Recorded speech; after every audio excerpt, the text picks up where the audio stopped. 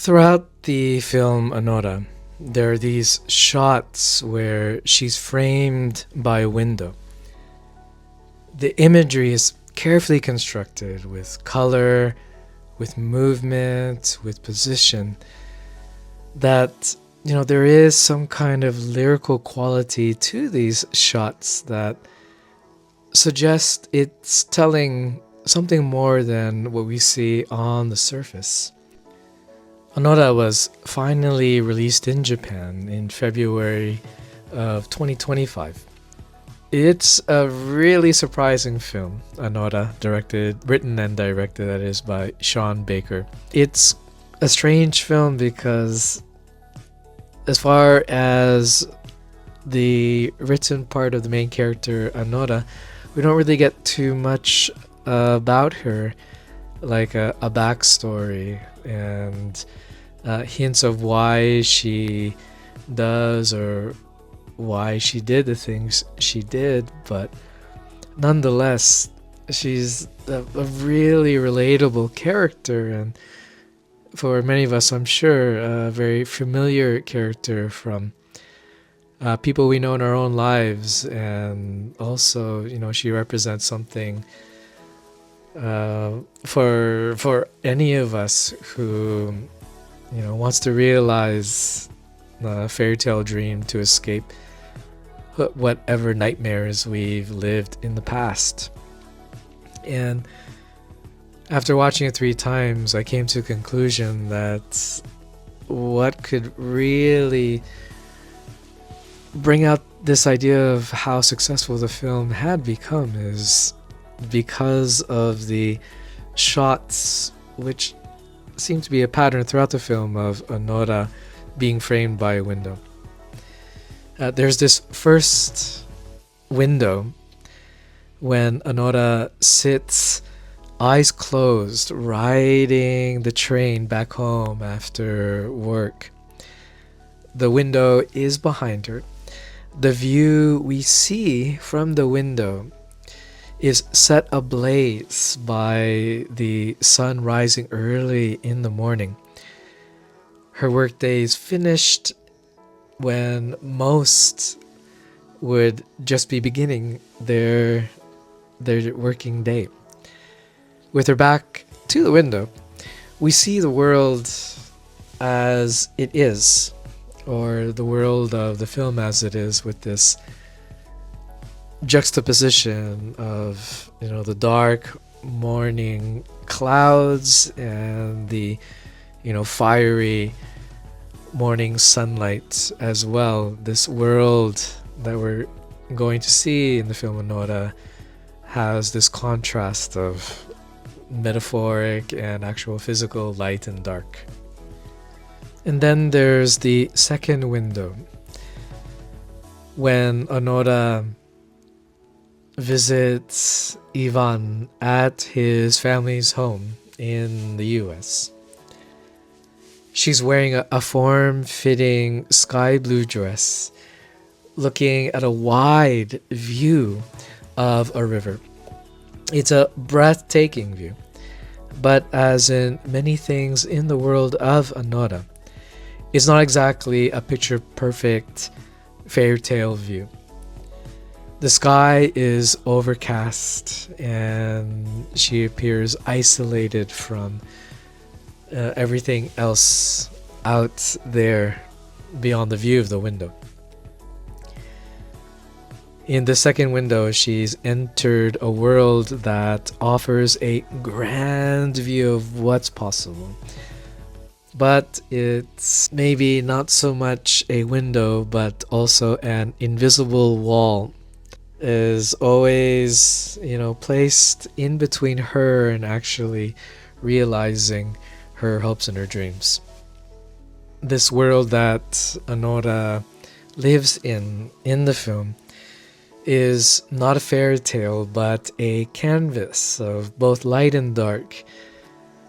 And at this beginning of Anora's journey, she doesn't see the world that is. She's, quite hopeful and optimistic, but she has this also fiery temper that she eventually has difficulty keeping under control, gets her into more trouble than she can handle. Then there's this third window. Inside the Cadillac SUV of Ivan's guardian, Toros. The camera's inside with Anora.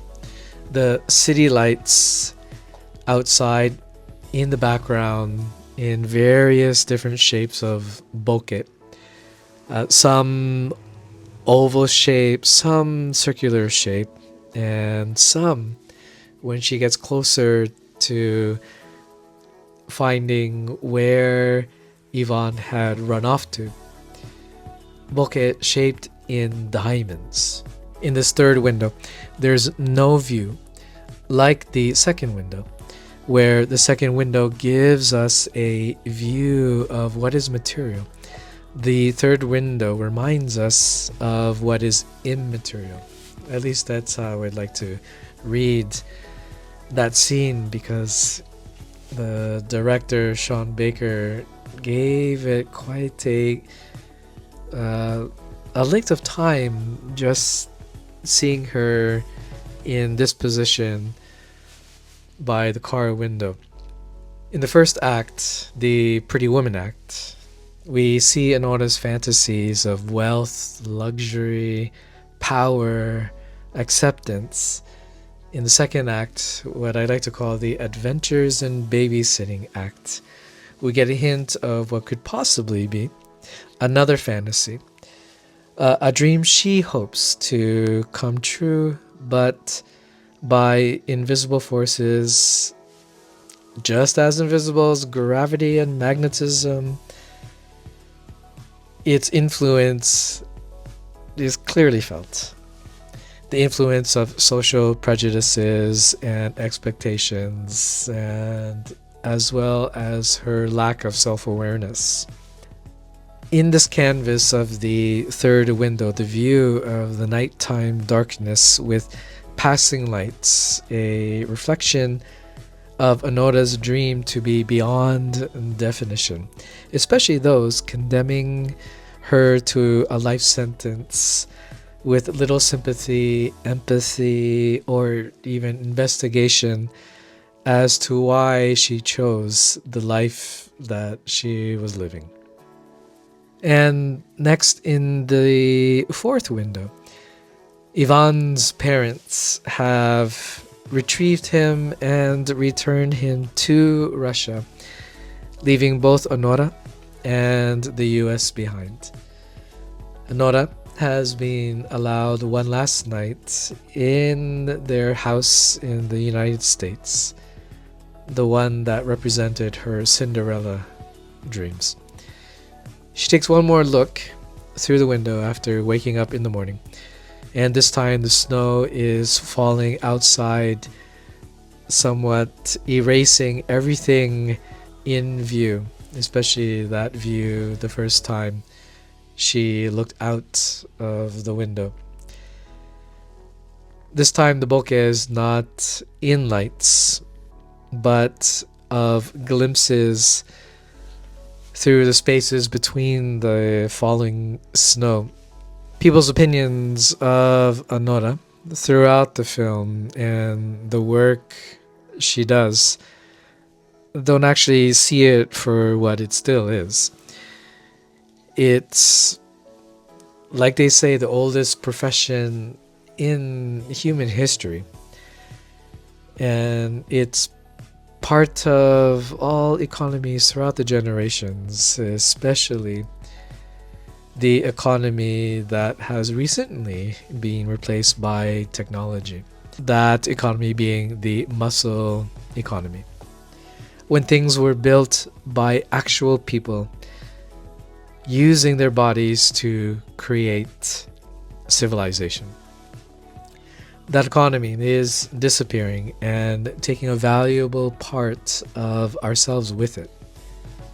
That valuable part being true human connection, and replacing it with more fantasies that are now more like our prisons rather than our paradise. For Nora, it's much like her place of employment. It's a fantasy. She can look, but she can't touch it. Unless she's told she's allowed to. And finally, there's the fifth window. At the end, in the car with Igor, another member of the muscle economy. In this fifth scene of Anora with windows, the windows are small now, but the snow outside falls the same. Unlike the fourth window, the snow is not blocking the view of the outside world from Anora. The snow outside now blocks the view of the outside world, looking inside the world of Anora and Igor. This private moment, the world inside, where they are loving, violent, fearful, supportive, comforting, alone, together, subdued in the all-encompassing power of silence. This all-encompassing power of silence, comforting the cries of a world lost, or for a world that is lost. So through these 5 windows in the film Anora, we see a story that unfolds that has its foundation in deeply rooted consequences of the world we live in, not just today, but generations before us, which in a way brings us all together in that we are hoping, dreaming, struggling, doing ourselves wrong, and hopefully doing ourselves right, as long as we're aware of what's happening actually. These 5 windows being more than just a window, being an invisible wall, a canvas, and as well a mirror into who the viewer is, as well as what the movie is and the characters in it. There's just so much about the film Anora that goes beyond the surface that I really hope, if you've come to the end of the video, that you'll also see the videos that are coming up about what I thought of the film Anora. I think it's a really wonderful film that, again, says a lot more than what we see on the surface. I mean, things like what is at the heart of attraction and the process of 2 people getting together, and how they are represented between Anora, Ivan, and Igor. Their stories, just examples of fairy tales that the especially Western culture has lived with for generations. And other things like who exactly is the most important character, not just in the film, but in the film, and what it says about our own lives and the world we live in. So thanks again for making it this far into the video. Please do come to future videos on the film Anora.